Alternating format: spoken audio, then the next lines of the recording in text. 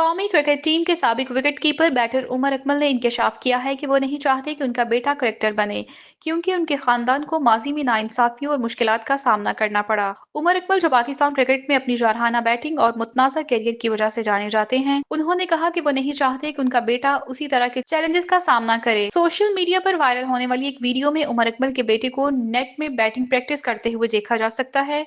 वो अपने वालिद के नक्शे कदम पर चलना चाहता है और क्रिकेट में बड़ा नाम पैदा करने की ख्वाहिश रखता है। ताहम उमर इकमल ने वाज़ेह किया है कि वो अपने बेटे को क्रिकेट की दुनिया में बेचने के हक में नहीं है। एक बयान में उमर इकमल ने कहा कि मेरा बेटा क्रिकेट का बेहद शौकीन है, लेकिन अगर मैं ईमानदारी से कहूँ तो मैं नहीं चाहता कि वो क्रिकेट खेले। आप जानते हैं कि ये पाकिस्तान है और यहाँ जो कुछ मेरे और मेरे खानदान के साथ हुआ, मैं नहीं चाहता कि वो भी इन हालात से गुजरे। उमर इकमल के मुताबिक पाकिस्तान क्रिकेट बोर्ड पीसीबी अगर चाहे तो उनका बेटा क्रिकेट खेल सकता है, मगर वो अपनी तरफ से इसे पेशे में नहीं देखना चाहते। इसके बावजूद उन्होंने मदाहों से अपने बेटे की कामयाबी के लिए दुआ करने की दरख्वास्त की है। उमर इकमल ने पाकिस्तान के लिए 2009 में डेब्यू किया और अपनी बैटिंग सलाहियतों की वजह से फौरी तौर पर शोहरत हासिल की।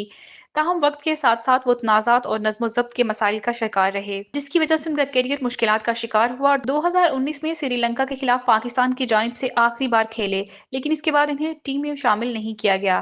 क्रिकेट माहिरीन के मुताबिक उमर अकमल एक बासलाहियत बैटर थे, लेकिन इनके करियर में आने वाले उतार चढ़ाव और क्रिकेट बोर्ड से ताल्लुकात की खराबी ने इनकी तरक्की को मुतासिर किया। शायद यही वजह है कि वो नहीं चाहते कि उनका बेटा इसी तरह के मसाइल से गुजरे।